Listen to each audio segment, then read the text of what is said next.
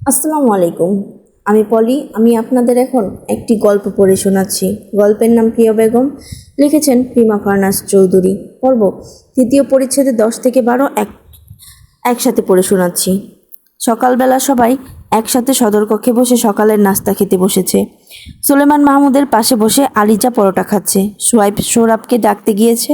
সৌরভ মায়ের কোলে। তটিনী তাকে দেখে বলল, ও মা, দেখো ভাই চলে এসেছে, আর তুমি এখনো আম্মার কোলে চড়ছো? চা খাবে না? সৌরভ সোয়াইবকে দেখে হাসলো। সোয়াইব বলল, আলিজা সব খাই ফেলছে, তাড়াতাড়ি আসো। তটিনী হেসে বলল, দুই ভাই সারাক্ষণ ওর সাথে ঝগড়া করো? সৌরভ আর সোয়াইব একসাথে হাসলো। তটিনী তাকে কোল থেকে নামিয়ে দিয়ে বলল, যাও খেতে যাও। সৌরভ কোল থেকে নেমে বলল, আব্বা। তটিনী ভেবে বলল, তোমার আব্বাও যাবে, তুমি যাও। আচ্ছা। দুই ভাই চলে গেল। তটিনী বিছানা গুছিয়ে কক্ষ থেকে বেরোনোর সময় শেরহাম কক্ষে এসে বলল, আমি বিকেলে ফিরবো, খবরদার কাউকে খুঁজে পাঠাবি না। ঠিক আছে, এখন খেতে চলো। শেরহাম অবাক দৃষ্টিতে চেয়ে বলল, কোথায়? সদর কক্ষে সবাই একসাথে বসে খাচ্ছে, তোমার জন্য বসে আছে। তো? তটিনী তার মুখোমুখি দাঁড়িয়ে বলল, আমি তোমার সব কথা শুনবো, কিন্তু তোমাকেও আমার সব কথা শুনতে হবে। শেরহাম পিস্তলে গুলি ভরতে ভরতে বলল, তো আমার সাথে চলো। এটা তো আর সুলতান মহল না, তোমার শ্বশুরবাড়ি। শ্বশুরবাড়িতে জামাই আদর হবে না? শেরহাম চোখ তুলে চাইলো। তটিনী মৃদু হেসে বলল, চলো চলো, না করো না। শেরহাম ধমক দিয়ে বলল, সর, কাজ করছি, অত আদর খাওয়ার সময় নেই, তুই খা জামাই আদর। তটিনী ফিক করে হেসে উঠে ধূপধাপ কিলঘুষি মেরে বলল, খেয়েছি, এবার তুমি চলো, খাবে চলো। শেরহাম বলল, চর খাবি নাকি যাবি? তটিনী তাকে পেছন থেকে জড়িয়ে ধরে বলল, চলো চলো, নইলে আমি এখন। আরে স্যার, আমি যাব না। তটিনী শক্ত হয়ে মুখ গোমরা করে দাঁড়িয়ে রইল। এবার শেরহাম গাড় ফিরিয়ে তাকাতেই তটিনীকে দেখে বলল, ওরে জ্বালা, তোর সমস্যা কি ভাই? আমার সাথে ঝগড়া না করলে তোর চলে না? তটিনী ঘুমরা মুখে বলল, চলো।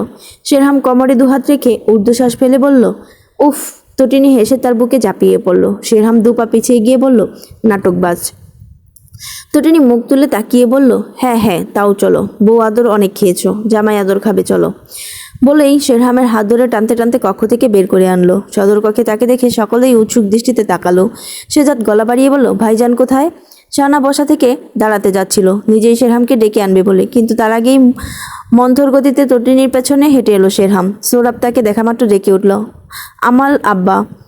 আলিজা শেজাদের হাত থেকে মাংস পরোটা খেতে খেতে জোরে ডাক দিল, এই কালু আব্বা। আবাল দিদি করছো কেন? আম্বাল আব্বা তোমাকে তাস তাস মালবে। শেজাদ হেসে ফিসফিস করে বলল, আল্লাহ, এসব কি আম্মা? আমি? আলিজা দাঁত দেখিয়ে হেসে মাথা একপাশে কাত করে বলল, কালু আব্বাকে মালবে? এত্তু করে মালিও কেমন? শেজাদ সাফায়াত সহ উপস্থিত সকলেই হেসে উঠল তার কথায়। তটিনী বলল, পাকনির খাওয়া হয়েছে? আলিজা মাথা দুলালো, বলল, এই কালু ভাইজান, তোমাকেও আমাল আব্বা মালবে, তুমি আমার সাথেই কথা বলো না কেন? সৌরভ খেতে খেতে আর চোখে তাকালো। শাহানা বলল, আহারে, বোনের সাথে কেন কথা বলো না ভাই? সৌরভ আলিজার দিকে খ্যাপাটে চোখে তাকালো। সোয়াইব তার কানে কানে ফিসফিস করে বলল, আব্বা চলে গেলে ওকে তাস তাস মালবো। সৌরভ বলল, চুল ছিঁড়ে দিবি কেমন? সোয়াইব মাথা নেড়ে বলল, আচ্ছা। তটিনী শেরহামকে খেতে দিচ্ছে। সে আসতেই সবাই খাওয়া দাওয়া শুরু করলো। শাহানা বলল, শেজাদ, ওদের কি খবর? পৌঁছবে কখন? মেয়েটা অসুস্থ, খবরাখবর নিয়েছো? রাতটা ওদের জাহাজে কেটেছে, বেলা 10টার দিকে হাজির হবে আশা করছি। সাফায়েত বলল, ডাক্তার সাহেব যেহেতু আসছে, ভালো মন্দ রান্না করতে হবে আম্মা। শেজাদ বলল, এখানকার স্থানীয় বাজারে সব পাওয়া যাবে তো? তাহলে বাজার করে পাঠিয়ে দেব। রূপা? জি, বাজারের তালিকাটা? রূপা বলল, আমি ফুপুর কাছ থেকে জেনে নিয়ে লিখে দেব। আলিজা খাওয়া শেষ হলে চলে আসো, তোমার আব্বাকে খেতে দাও। আলিজা শেরজাদের গালে গাল ঘষে চুল ঘেঁটে দিয়ে আদর করে শেরহামের কাছে চলে গেল। শেরহামের পাশে পা দুটো গুটিয়ে বসে আঙ্গুল নেড়ে নেড়ে বলল, এই কালু আব্বা, বলো আল দেরি করবে? তটিনী হাসলো। শেরহাম কপাল ভাঁজ করে তাকিয়ে বলল, না। আলিজা খিকখিক করে হেসে দাঁড়িয়ে শেরহামের পেছনে গিয়ে গলা জড়িয়ে ধরে দুলতে দুলতে শেজাদকে ডাকলো, আব্বা। শেজাদ ফিরে তাকালো। আলিজা বলল, কালু আব্বা, ভালো আব্বা। বাকি সবাই ফিরে চাইলো তার কথা শুনে। সুলেমান মাহমুদও। শেজাদ আর সাফায়েত একসাথে হাসলো। তটিনী হেসে আলিজার গাল টেনে দিয়ে বলল, সোনা বাচ্চা। দুপুর নাগাদ সোহনি আর টাইপ হাজির হলো তটিনীদের বাসভবনে। বাইরে তখন কাঠের আগুনে ধুমছে রান্না হচ্ছে, চারদিকে মাংসের ঘ্রাণ, গোলাপ জলের সুগন্ধি, বাচ্চাদের হইচই, দৌড়াদৌড়ি, ছোটাছুটি। তখনই সোহিনীর আগমন আনন্দ আরও দ্বিগুণ বাড়িয়ে দিয়েছে। সে সবাইকে একসাথে দেখে শৈশব কৈশোরের স্মৃতি কাতরতায় ঝরঝরে কেঁদে ফেললো, সবাইকে একে একে জড়িয়ে ধরলো, কেঁদে কেটে বলল, 4টা ভাই আছে, কিন্তু কেউ আমাকে দেখতে যায় না, সবাই আমাকে পর করে দিয়েছে। তোমাদের কে বলেছে আমাকে নিকা দিতে? আমি এখানে থেকে গেলে কি হতো? বলতে বলতে আরো জোরে কাঁদলো। তটিনী তার খোঁজ পেয়ে ছুটে এসেছে। সৈনী তার বুকে ঝাপটে পড়ে কাঁদলো। তটিনী বলল, আচ্ছা, এই অসুস্থ শরীরে কাঁদতে আছে? ডাক্তার সাহেব কি বলবেন? শাহানা মাথায় মুখে হাত বুলিয়ে দিতে দিতে বলল, সড়কের কাজ চলছে, তাই সবাই ব্যস্ত। তুমি অসুস্থ সেটা সবাই জানে, দেখতেও যেত। খদিজা বলল, আচ্ছা, বোরকা হিজাব খোলো, দেখো কেঁদে মুখটা টকটকে হয়ে গেছে। হামিদা ওর বোরকা হিজাব খুলে নিয়ে দেখলো শরীরটা শুকিয়ে এইটুকুনি হয়ে গেছে, তার উপর 6 মাসের অল্প স্বল্প বাড়ন্ত পেট। হামিদা অবাক কণ্ঠে বলল, এভাবে কেউ শুকায়? কি অবস্থা হয়েছে তোমার? সোহিনী বিরক্ত সহকারে কেঁদে কেটে বলল, আমি ভালো করে হাঁটতে পারি না, দৌড়তে পারি না, তাই শুকিয়ে গিয়েছি। কিছু খেতে খেতে ইচ্ছে করে না, তাই। তটিনী বলল, কি এক জ্বালা, হাঁটতে আর দৌড়াতে না পারলে কেউ শুকায়? পাগল মেয়ে, তোমাকে তো খেতে হবে বেশি বেশি। সায়রা এসে বলল, বুদ্ধু চলে এসেছিস? সোহিনী তাকে জড়িয়ে ধরে পিঠে কিল বসিয়ে বলল, গাদি, এখন ছানা পালে। কোথায় ও? সায়রা এসে বলল, ঘুম। অপরূপাও এলো তখনই। সোহিনী জড়িয়ে ধরে বলল, তোমাদের জ্বালাতে এসেছি, আমি আর যাব না, অনেক বছর থাকবো। অপরূপা হেসে বলল, সমস্যা কিসের? কেমন আছো বলো? ডাক্তার সাহেব কোথায়? আছে আছে, আগে বলো তোমরা সবাই কেমন আছো? আমার ভাইজানেরা কই? আমার আব্বা আম্মাগুলা কই? তটিনী সৌরভকে ডাক দিল। তারা আসতেই সোহিনী তাদের দিকে তাকিয়ে বলল, আব্বারে, উফ, কতদিন পর দেখলাম, আসো আসো, চড়িয়ে ধরিয়ে আদর করি। সৌরভ এলো। সোহিনী তাকে দুগালে আদর আদর করে বলল, আল্লাহ, এটা তো আমার ভাইজানের মতো, আমার আব্বা। কলিজা, আমাকে চিনেছো আব্বা? সৌরভ মাথা দুলালো। কে আমি? ফুপ্পি। সোহিনী তাকে বুকে জড়িয়ে ধরে কাঁদতে লাগলো। সোহাইব এলো। সোহিনী তাকেও বুকে টেনে নিল, আদর করে বলল, দুটোই শেরহাম সুলতান আর শেজাদ সুলতান, আমার আব্বারা বড় হোক, তারপর ফুপিকে দেখতে যাবে, তাই না? সৌরভ আর সোহাইব হাসলো। সোহিনী দুজনকে আবারও আদর করলো। আলিজা তখনই এলো। আসামাত্রই রেগে মেগে তটিনীকে বিচার দিল, এই কালুবাইচানের আম্মা, কালুবাইচান আমার বাবুকে লাথি মারছে, বাবু দুঃখ পাচ্ছে।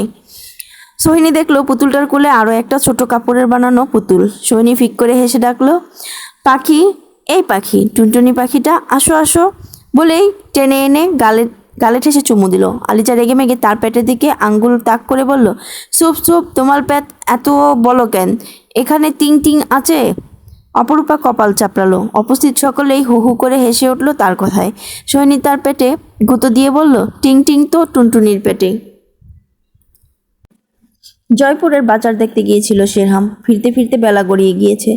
মহকুঞ্জে ফিরেই দেখতে পেল তাইফ শ্বশুর আর চাচা শ্বশুরের সাথে বসে চা খাচ্ছে।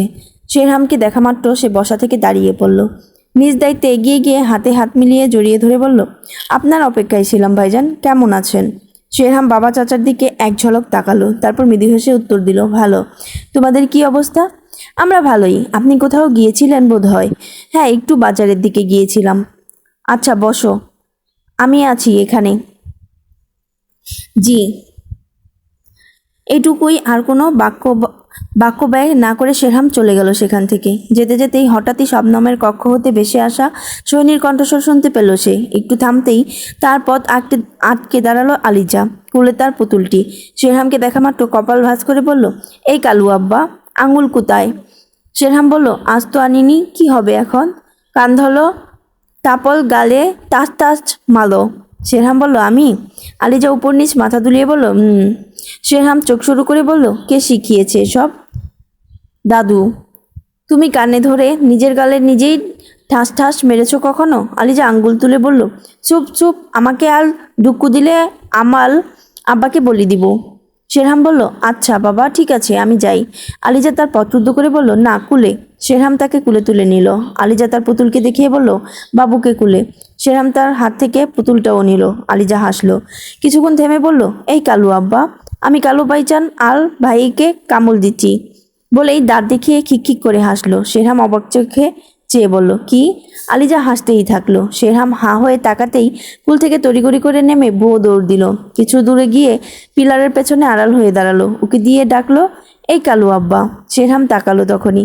আলিজা জানতে চাইলো, তুমি লাক করছ? শেরহাম বেকুবের মতো চেয়ে রইল শুধু। তটিনী শবনমের কক্ষ হতে বের হতেই শেরহামকে দেখলো, বলল, না খেয়ে দিয়ে কোথায় কোথায় ঘুরছো? শেরহাম বলল, ছিলাম বাজারের দিকে, ওখানে খেয়েছি। এই সুহি, তোমার ভাইজান এসেছে। তোমার কথা বলতে বলতে ওর গলা শুকিয়ে গেছে। সোহিনী কক্ষ হতে বেরিয়ে এলো তখনই। শেরহামকে দেখা মাত্র তার চোখ দুটো জলে ভরে উঠল। শেরহাম বলল, কি অবস্থা? সোহিনী এগিয়ে এসে ভাইকে জড়িয়ে ধরে কেঁদে উঠে বলল, তুমি আমাকে আর দেখতে যাওনি। আমার কাজের ব্যস্ততা ছিল। সব অজুহাত, আমার জন্য তোমার কোনো টান নেই। শেরহাম তার মাথায় হাত বুলিয়ে দিতে দিতে বলল, যাব। তটিনী বলল, নিজে তো যায় না, আমাদেরও নিয়ে যায় না। সোহিনীকে উস্কে দিতে দেখে শেরহাম রাগত দৃষ্টিতে শাসালো তটিনীকে। সোহিনী ফোপাতে ফোপাতে বলল, অত দূরে যেতে না পারলে সবাই মিলে অত দূরে নিকা দিয়েছো কেন? আমি যখন চাই তখন চলে আসতে পারি না? তটিনী তাকে আরও একটু উস্কে দিয়ে বলল, এবার ছাড় দিয়েছ, এর পরের বার কোনো ছাড় নেই। শেরহাম তার দিক থেকে দৃষ্টি সরিয়ে সোহিনীকে বলল, এখন কয়েকটা মাস থেকে যা, আমি তোকে এবার থেকে নিজে গিয়ে নিয়ে আসবো। সোহিনী খুশি হয়ে বলল, সত্যি? হ্যাঁ। সোহিনী হাসলো চোখ মুছতে মুছতে। তটিনীও হাসলো তার সাথে। সৌরভ এলো তখন, শেরহামের কোলে ঝাঁপিয়ে পড়লো। শেরহাম কোলে নিয়ে বলল, আলিজা কামড়ে দিয়েছে নাকি? কোথায়? সৌরভ হাত দেখালো। তটিনী বলল, তুমি কি করে জানলে? আমাকেই তো বলল। তটিনী বলল, দেখেছো কাণ্ড, নিজে আবার বলে বেড়াচ্ছে। সৌরভ বলল, পূজা বোনের সাথে কথা বলি না আমি।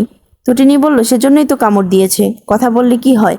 আয়শা কুলে করে আলিজাকে নিয়ে এলো, বলল, আপু শোনো, বাদর দুটো কি করেছে? এমনি এমনি কামড়ায়নি, ওর চুল ধরে নাকি টান দিয়েছিল, তাই কামড়ে দিয়েছে।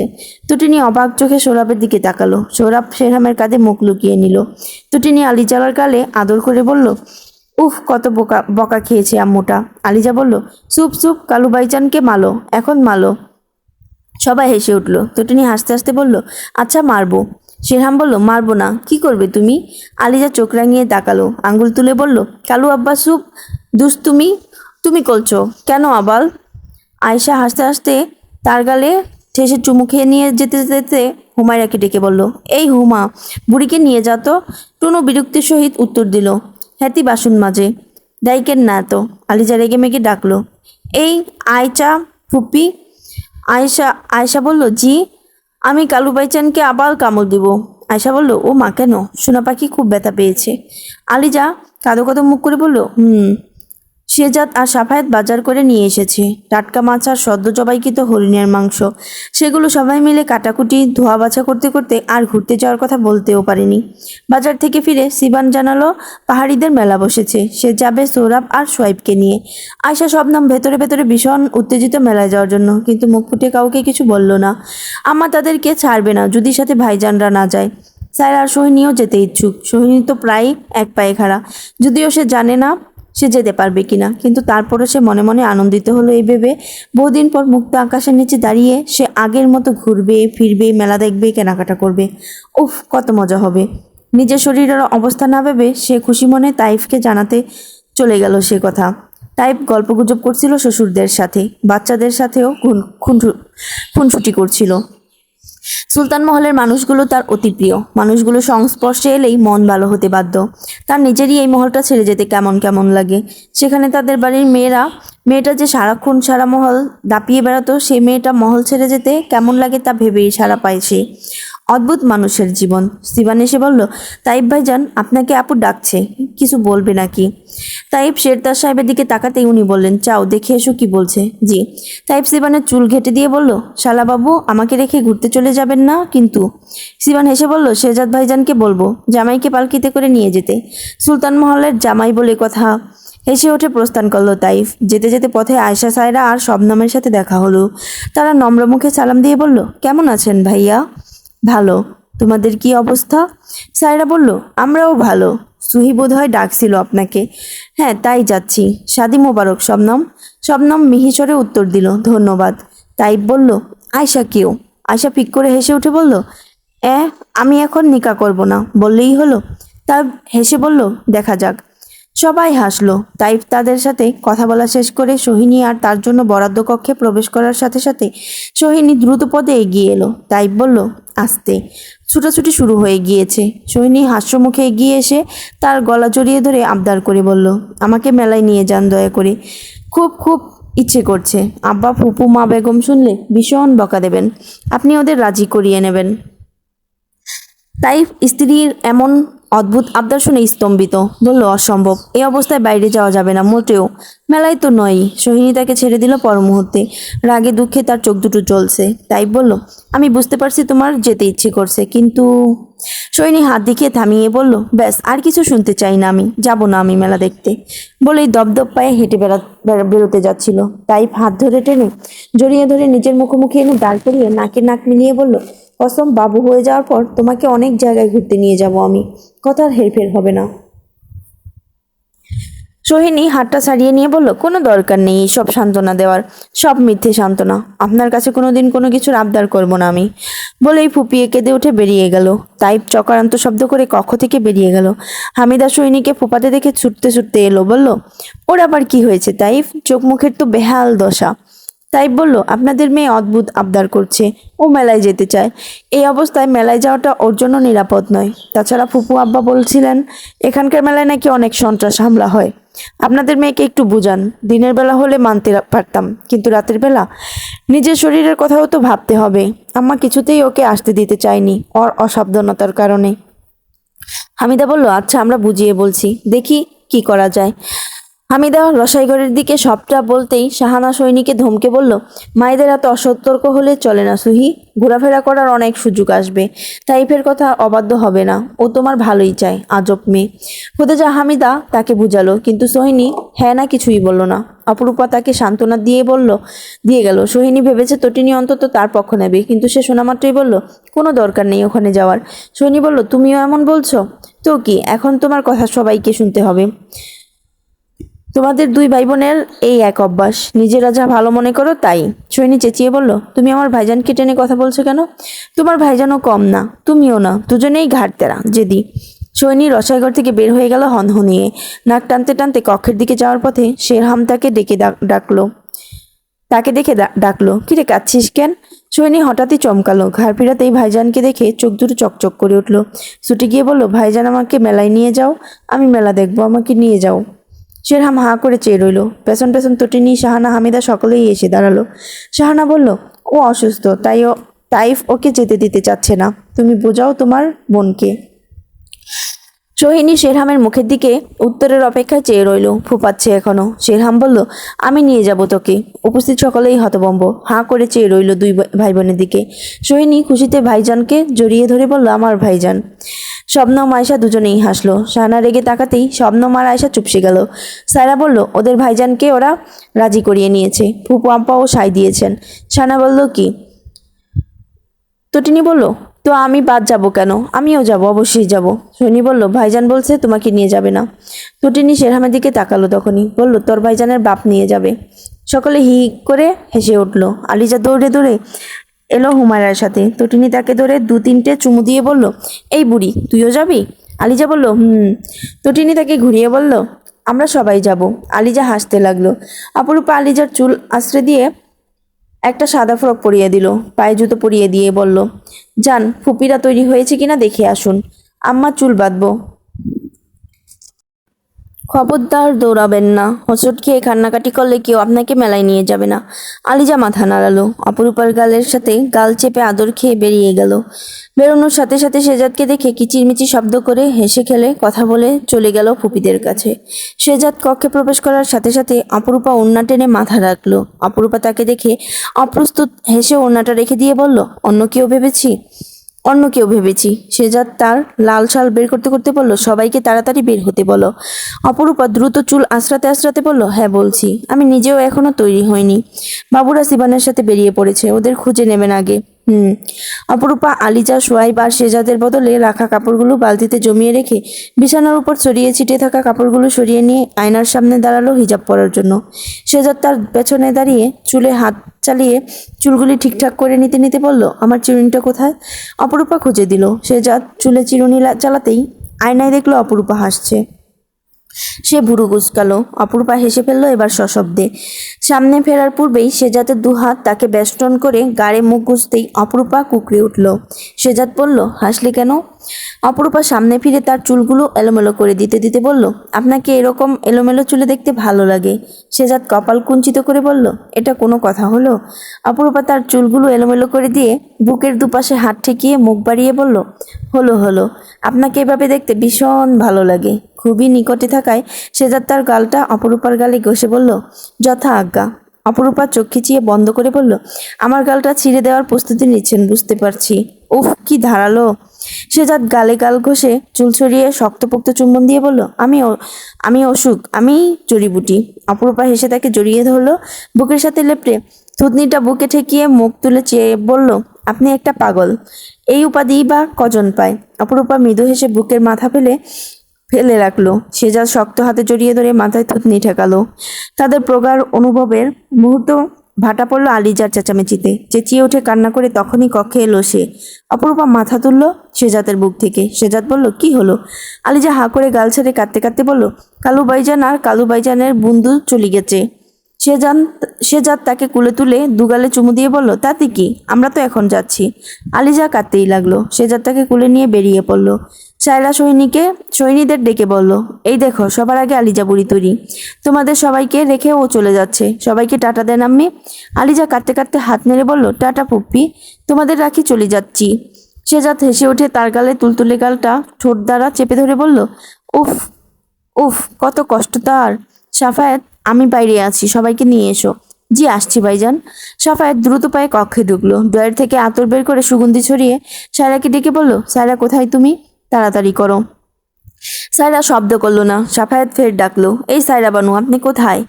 কোনো সারা শব্দ না পেয়ে সাফায়েত আতর মেখে পেছন ফিরতেই দেখলো সায়রা রেগে মেগে তাকিয়ে আছে। সাফায়েত হাসতেই সায়রা পিছিয়ে গিয়ে বলল, কতবার বলেছি বানু ডাকবেন না? ডাকছেন তাও জোরে। সাফায়েত দুপায়ে গিয়ে গিয়ে কোমর টেনে এনে নাকে চুম্বন করে বলল, আমার বানু, রাগলে তোমাকে কেমন লাগে কিভাবে বলি? আচ্ছা, কবির শ্লীল ভাষায় বলবো? সায়রা তার মুখ চেপে ধরে বলল, আপনি ভদ্রবেশী অসভ্য একটা লোক। আগে জানতাম আপনি আমার ভাইজানের সহজ সরল বোকাশোকা একজন সঙ্গী, কিন্তু না, আপনি একটা... আমি সায়রা বানুর ভদ্রবেশী অসভ্যবর হয়ে ভীষণ গর্বিত। আরেকটা হয়ে যাক। সায়রা তার মুখটা হাত দিয়ে চেপে ধরে হাসতে হাসতে বলল, আপনাকে আমি... সাফায়েত তার হাতটা ধরে পেছনে রেখে সামনে ঝুঁকে উষ্ঠপুটে চুম্বন করে বলল, তাড়াতাড়ি বের হন বানু, অপেক্ষা করছি। সায়রা বড় বড় চোখ করে তাকিয়ে বলল, দেরি নয় বানু, তাড়াতাড়ি করুন, সবাই অপেক্ষা করছে। সায়রা ধমকে বলল, খবরদার বলছি, বানু ডাকবেন না সবার সামনে। গতবার ওরা শুনে আমাকে লজ্জা দিয়েছিল। সাফায়েত দরজার বাইরে দাঁড়িয়ে কক্ষে উকি দিয়ে এক নিঃশ্বাসে ডাকলো, বানু বানু বানু বানু বানু, আমার বানু। সোহিনী বরকা পরে ভালো করে গায়ে শাল জড়িয়ে সদর কক্ষে এসে বসে রইল শেরতাজ সাহেবের পাশে। শেরতাজ সাহেব মাথায় হাত বুলিয়ে দিতে দিতে বলল, মেলায় গিয়ে কি কি কিনবে বল, এখনো ছোট মেয়ের মতো আবদার তোর। সোহিনী হাসি মুখে বলল, ভাইজান যখন নিয়ে যাবে বলেছে তখন আমাকে কেউ আটকাতে পারবে না। আমি আমার ভাইজানের সাথে যাব, আমার ভাইজানের সাথে আসব। শেরতাজ সাহেব আর কিছু বললেন না। মহল প্রাঙ্গণ থেকে সদর কক্ষে পা রাখল তাইফ। সোহিনীর দিকে তাকালো না, দূরের আসনে গিয়ে চুপচাপ বসে রইল। সোহিনী এক পলক তাকিয়ে অন্যদিকে মুখ ঘুরিয়ে বসে রইল। নীরব দর্শকের মতো শেরতাজ সাহেব মেয়ে আর মেয়ের জামায় রাগ অভিমান দেখতে লাগলেন। শেরহাম চলে এলো তৈরি হয়ে। সোহিনী তাকে দেখে দাঁড়িয়ে পড়ল, হাসিমুখে বলল, ভাইজান, আমি গাড়িতে করে যেতে পারবো না, পালকি লাগবে না। পেয়ারা চলে এসেছে, চল। তাইফ আর চোখে তাকালো। তার দিকে চোখ পড়তেই সোহিনী হাসি হাসি মুখটা নিভে গেল। অপরূপা, সায়রা, শবনমরা সবাই বের হলো তখন। শাহানা সাফায়েতকে বলল, চুহিকে একটু দেখো, দুই ভাই বোন কারো কথা শুনতে চায় না, আর বাবুদের নজরে নজরে রেখো, বেশি রাত করো না, তাড়াতাড়ি ফিরে এসো। সাফায়েত বলল, আমরা আছি তো আম্মা, এত চিন্তার কিছু নেই, আমরা দ্রুত ফিরব। আর বাজারে শুনলাম এখন অতটা বাজে অবস্থা নেই, আগের চাইতে উন্নত হয়েছে, আর আমরা সবাই আছি, আপনারা চিন্তা করবেন না। ফি আমানিল্লাহ। সবাই সাবধানে থেকো। তনি কি এখনো বের হয়নি? শবনম বলল, বড় ভাইজান তো মাত্রই বের হলো, আপুও চলে আসবে। বলতে বলতে তটিনী হাজির। আসা মাত্রই বলল, আয়শা, তোমার ভাইজান চলে গেল? আমাকে একটা কানা করিয়েও দিয়ে যায়নি, তাড়াতাড়ি যাও, থামাও। শাহানা বলল, আরে ওর পেছনে ছুটছো কেন? পরে কথা বলছি আম্মা। বলতে বলতে সে সদর কক্ষ হতে দৌড়ে বের হয়ে গেল। সৈনিকে পালকিতে তুলে দিয়ে শেরহাম ঘোড়ার গাড়িতে সবেমাত্র চেপে বসেছে। অদূরে সেজাত আলিজার কান্না থামানোর প্রয়াস চালাচ্ছে। আকাশের তারা দেখাচ্ছে, গাড়ির ঘোড়া দেখাচ্ছে। আলিজার কান্না থামছে তো আবার কিছুক্ষণ পর এমনি এমনি কাঁদছে। শেরহাম গাড়িতে বসে শেজাদকে বলল, তাইবকে বেরোতে বল, আয়শা আর সায়রাকেও আসতে বল। গাড়ি একটা ছেড়ে দিক। শেজাদ সে কথা বলার পূর্বেই তুটিনি ছুটতে ছুটতে এলো, শেরহামকে বলল, এই এই টাকা দাও, টাকা না দিয়ে কোথায় যাচ্ছ? আমি কেনাকাটা করব না। শেরহাম নেমে এলো গাড়ি থেকে, পাঞ্জাবির পকেট থেকে 300 টাকা বের করে দিয়ে বলল, তোর বাপ তো বিদেশ থেকে টাকার বস্তা নিয়ে এসেছে, তাকে গিয়ে ধর। তুটিনি ভেঙচি কেটে বলল, আমার বাপ যথেষ্ট দিয়েছে, তোমারটা তুমি দাও। আরও দাও, সবার জন্য কিছু না কিছু কিনতে হবে, এ টাকায় পোষাবে না। শাহানা দূরে দাঁড়িয়ে ডাক দিল, তনি এদিকে এসো। তটিনি ফিরে চাইল। মায়ের কাছে যেতেই শাহানা ধমকে বলল, এই নাও 500, তোমার আব্বা দিতে বলেছে। ওর সাথে টাকা নিয়ে কাড়াকাড়ি করছো কেন? সবে ব্যবসাতে পুঁজি ঢেলেছে। তটিনি হেসে বলল, আচ্ছা ওর টাকা ওকে দিয়ে দিব? আপনার জন্য কিছু আনবো আম্মা? কোনো কিছুর দরকার নেই, সাবধানে যাও, সাবধানে এসো। জি। তটিনি টাকাটা নিয়ে শেরহামের নিকট চলে এলো। তার টাকা তার দিকে বাড়িয়ে দিয়ে বলল, নাও, আমার আর লাগবে না। শেরহাম ভুরু কুঁচকে বলল, কেন? আব্বা নাকি 500 টাকা দিয়েছে আমার জন্য। বলেই তটিনি হাসলো। হাসি হঠাৎই থেমে গেল যখন খেয়াল করলো শেরহামের চেহারা গম্ভীর আর কঠিন হয়ে এসেছে। চট করে বাড়িয়ে দেওয়া টাকাটা তার হাত থেকে কেড়ে নিল শেরহাম। পকেটে রেখে দিয়ে লম্বা লম্বা পা ফেলে যেতে লাগলো গাড়ির কাছে। তটিনি তার পথরুদ্ধ করে বলল, তুমি রাগ করলে কেন আবার? আচ্ছা দাও, ওই 300 টাকা দাও। শেরহাম দাঁতে দাঁত চেপে বলল, এক চটে দাঁত ফেলে দেবো, সর। তারপর উচ্চস্বরে চেঁচিয়ে বলল, এই কে যাবি, এখনো আসছিস না কেন? নাকি গাড়ি নিয়ে একা চলে যাব? হুড়মুড়িয়ে আয়শা, শবনম আর সায়রা বেরিয়ে এলো। গাড়িতে উঠে বসলো। সায়রা স্বামীরকে শাহানার কাছে রেখে এসেছে। সাফায়েত চালকের অপর পাশে গিয়ে বসলো। তাদের নিয়ে শেরহাম ঘোড়ার গাড়িটা নিয়ে চলে গেল মেলার উদ্দেশ্যে। সোহিনীর পালকি যেতে লাগলো তাদের পাশাপাশি। তটিনী মলিন মুখে দাঁড়িয়ে রইল অনেকক্ষণ। শেজাদ তাইফের সাথে কি যেন পরামর্শ করে অপরূপাকে তটিনীকে নিয়ে গাড়িতে উঠে বসতে বলল। তটিনী মুখ কালো করে অপরূপার সাথে গাড়িতে উঠে বসলো। হুমায়রা আলিজাকে কুলে করে নিয়ে এলো। আলিজা অপরূপাকে দেখে কুলে ঝাঁপ দিল। গালে আঙ্গুল রেখে মায়ের কুলে বসে বসে রইল চুপচাপ। শেজাদ তার তাইপ গাড়িতে উঠে বসতেই চালক গাড়ি ছেড়ে দিল। শেজাদ জানতে চাইল, ভাইজান হঠাৎ রেগে গেলেন কেন? তটিনী চমকে উঠল, মিনমিন করে বলল, টাকা ফেরত দিয়েছি তাই। শেজাদ খানিকটা বিরক্তি সুরে বলল, তোমার বোঝা উচিত উনি কিসে রেগে যান। আমি বুঝতে পারিনি। বিস্তীর্ণ এলাকা জুড়ে অবস্থিত স্থির ভয়ঙ্কর সুউচ্চ আকাশছোঁয়া পাহাড়ের পাদদেশে বিশাল মেলার আয়োজন। পিঁপড়ির মতো মানুষের ভিড়, বেপুবাসীর সুর, জনপদের কোলাহল, ডাকডোলের তীব্র শব্দসূচন, সাথে কাওয়ালির গানও চলছে ধুপছে। জয়পুরের স্থানীয় মানুষ, শিশু, কিশোর, কিশোরী, যুবক যুবতীরা, আবাল বৃদ্ধ বনিতা রমণী, কেউই যেন বাদ পড়েনি।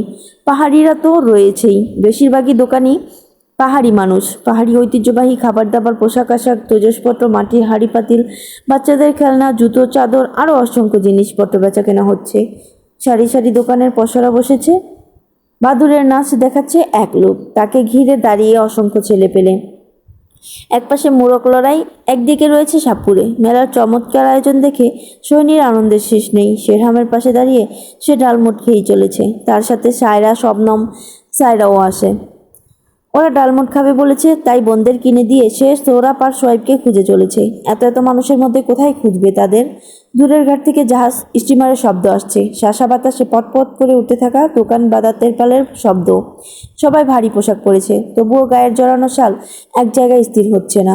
সোহিনী দেখলো শেজাদ অপরূপার তটিনীর সাথে সাথে তাইপও গাড়ি থেকে নামছে। তাইপের কোলে আলিজার সাথে কথা বলতে বলতে এগিয়ে এলো তাইপ। হুমায়রা তাদের দেখে ছুটে এলো। আয়শা বলল, আয় ডানামুট খা। হুমায়রা ডানামুট নিয়ে বলল, ভেতরে যাব না আয়শা বুবু? যাব। বাবুদের তো কোথাও দেখতে পাচ্ছি না। সিবান ওদের কোথায় নিয়ে গেল? তটিনী অপরূপা তাদের সাথে এসে যোগ দিল। শেরহাম ঘাড় ঘুরিয়ে তাকালো। তটিনী মলিন মুখে হেসে কিছু বলতে যাবে, শেরহাম বিরক্ত হয়ে চলে গেল সেখান থেকে। তটিনী মুখ বাঁকালো। সোহিনী বলল, ভাইজানের সাথে ঝগড়া করেছো তুমি? চুপ থাকো। তোর ভাইজান কোন কোন কাজে কোন কোন কথায় রাগ করে সেটা আমাকে বসে বসে এখন তালিকা করে নিতে হবে, আর সেই তালিকা সাথে নিয়ে ঘুরতে হবে। আয়শা মিনমিন করে বলল, বড় আপু তুই তুকারি করছো। শেজাদ ভাইজান আর তাইব ভাইজান শুনতে পাচ্ছেন। তটিনী মুখ বন্ধ করে দাঁড়িয়ে রইল। আলিজা বাঁশির আর ঢাকঢোলের শব্দ শুনতে পেয়ে খুশিতে হাততালি দিতে দিতে শেরহামকে জোরে জোরে ডাকলো। শেরহাম শুনতে পেল না, সে আরও জোরে ডাকলো। তাইব শেরহামের কাছাকাছি যেতেই আলিজা কাঁধ নরম হাত দিয়ে ছুতেই শেরহাম চমকে উঠল। আলিজা খিক করে হেসে বলল, কালু আব্বা। তাই ভেসে উঠল। শেরহামকে বলল, আপনাকে অনেক ডাক ছিল। শেরহাম ভুরু উঁচিয়ে বলল, কেন ডাকছিলে? আলিজা হাত বাড়িয়ে বলল, কুলে। বলতে বলতে সে ঝাঁপ দিল। শেরহাম তাকে কুলে নিয়ে মেলায় হারিয়ে গেল। একটা দোকানের সামনে গিয়ে থামলো। দোকানি তাকে দেখা মাত্র বলল, সাহেব, সোনামণির জন্য চুড়ি দিমু? দাও। আলিজাকে হাত ভর্তি লাল চুড়ি কিনে দিল শেরহাম। ছোট্ট হাতগুলোতে পরিয়ে দিল। বলল, কি এগুলো? নাল নাল চুলি। শেরহাম তাকে শূন্যে ছুঁড়ে আবারও খপ করে ধরে হু হু করে হেসে উঠল। আলিজা তার গালে গাল ঠেকিয়ে খিকখিক করে হাসতে লাগলো। মেলায় ঘুরে ঘুরে তটিনী আর অপরূপা সবাইকে নিয়ে অনেক কেনাকাটা করলো। পাহাড়িদের হাতের বানানো নানান রকম জিনিসপত্র কিনে নিল। নানা রকম মিষ্টান্ন খেলো একই সাথে সবাই মিলে। আলিজা এলো হাত ভর্তি চুলি মালাই খেতে খেতে। শেজাদ তার সাপায় দাঁড়িয়ে কথা বলছিল। শেজাদকে দেখে চেঁচিয়ে বলল, আব্বা, চুলি চুলি। শেজাদ হেসে এগিয়ে এলো। শেরহামের কোল থেকে নিয়ে বলল, কি এসব? কে দিয়েছে? আলিজা শেরহামকে দেখিয়ে বলল, ভালো আব্বা। শেজাদ হাসলো। শেরহাম জিজ্ঞেস করলো, ওরা কোথায়? সিবানকে তো কোথাও দেখতে পেলাম না। আছে হয়তো, চোখে পড়ছে না। সৈনীরা কোথায়? ওর বসার ব্যবস্থা করে দিয়েছি। শবনমের শ্বশুরবাড়ির দুজন লোককে দেখতে পেলাম, তাদের জন্য অপেক্ষা করছি। মনে হয় আরও কেউ এসেছে। শেরহাম আশ্চর্য হয়ে গাড় ফিরিয়ে তাকালো। বলল, কি? হ্যাঁ, তাদের ব্যবসা নাকি জয়পুরে ভালোই চলে, বরং এখানে তাদের যাতায়াত বেশি। শুনলাম ঘাটে তাদের জাহাজও আছে। ইমরানের মামাদের পৈতৃক ভিটা নাকি জয়পুরেই। তাই তো ফুপু আব্বা একটু বেশি প্রাধান্য দিয়েছেন। তুমি কি এটা জানতে না? শেরহামের চোয়াল ফুলে উঠল। দাঁত কিরমির করতে করতে জিজ্ঞাসা করলো, ওই ইমরানও এখানে এসেছে? শেজাদ তার কথা বলার ভঙ্গিমা দেখে অবাক কণ্ঠে জানতে চাইল, তুমি এত অস্থির হচ্ছ কেন? শেরহাম গর্জে বলল, যেটা বলছি সেটার উত্তর দে। ওই ইমরান এখানে এসেছে নাকি ওর চামচাগুলো? শেজাদ বলল, আমি জানি না। ইমরানের মামা আর ওনার এক প্রতিবেশীর সাথে কথা হলো। আমাকে অপেক্ষা করতে বলে মাত্রই গেলেন। কাকে আনতে গেছেন জানি না। শেরহাম কপালে চুলকে বলল, সবার ঘুরেঘুরি শেষ হয়ে গেলে বাড়ি পাঠিয়ে দে। সিবানকে খুঁজে বের কর। ওরা এখানে নিরাপদ না। শেজাদ তাকে অস্থির হতে দেখে জানতে চাইল, কোনো সমস্যা ভাইজান? যেটা বলছি সেটা কর। শেজাদ সাফায়াতকে বলল, ওদের হলে গাড়িতে তুলে দে, বাড়ি চলে যাক। সিবানকে খুঁজে পেয়েছো? হ্যাঁ, ওখানে আছে ওরা। সোয়াইব আব্বা বলে ডাক দিল তখনই। শেজাদ হাত নেড়ে ডাকলো, সোয়াইব।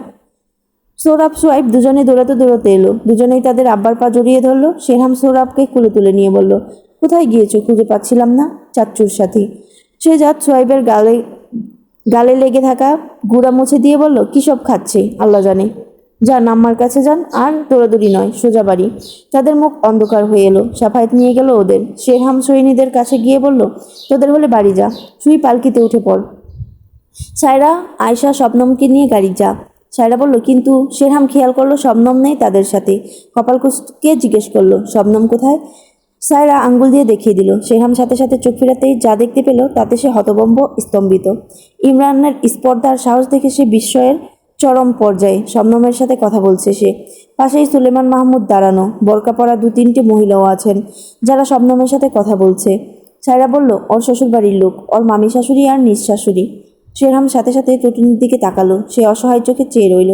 শেরহাম চোখ বন্ধ করে আবারও চোখ খুলে তটিনীর দিকে তাকাতেই তটিনী তার কাছে এসে মিনমিন করে বলল, আমি কি করব বুঝে উঠতে পারছি না। ওনারা হঠাৎ করে চলে এলো। আর আমার কি মনে হচ্ছে জানো, ইমরানের বাপ চাচা খারাপ কাজে লিপ্ত থাকলেও ইমরান এসব করে না। শেরহাম জিজ্ঞেস করলো, তো? তটিনী চুপসে যাওয়া মুখে বলল, তুমি এখন আপাতত কিছু বলো না কাউকে। আমি শেজাদ ভাইকে বলবো সবটা। কেন শেজাদকে বলতে হবে কেন? আমি আমার ঝামেলা ওর উপর চাপাতে যাব কেন? যা আমার জন্য হচ্ছে তা আমি একাই সামলে নেব। ওদের কিভাবে শায়েস্তা করতে হয় আমার বেশ ভালো করেই জানা আছে। শবনমের ইশারায় তটিনী সবাইকে নিয়ে শবনমের কাছে গেল। ইমরানের মা মামির সাথে সবাইকে পরিচয় করিয়ে দিল শবনম। তটিনীকে দেখিয়ে বলল, ইনি আমার বড় আপু, আর ওনারা দুজন ভাইজানদের বেগম, আর এরা বোন। আমার ভাইজানরা ওখানে। ইমরানের মায়ের সাথে তটিনীর অনেক কথা হলো। তটিনীর এক মুহূর্তের জন্য মনে হলো না মহিলা কোনো কিছু মিথ্যে বলছেন। বাতাসে সবার পরনের পোশাক উঠছে, শীত লাগছে বেশ। শীতের মধ্যে দাঁড়িয়ে তটিনী অপরূপা কথা বলতে লাগলো মহিলাগুলোর সাথে। ইমরান শবনমকে বলল, আমরা সামনে এগোই, ওনারা কথা বলুক। শবনম মৃদুস্বরে জবাব দিল, জি।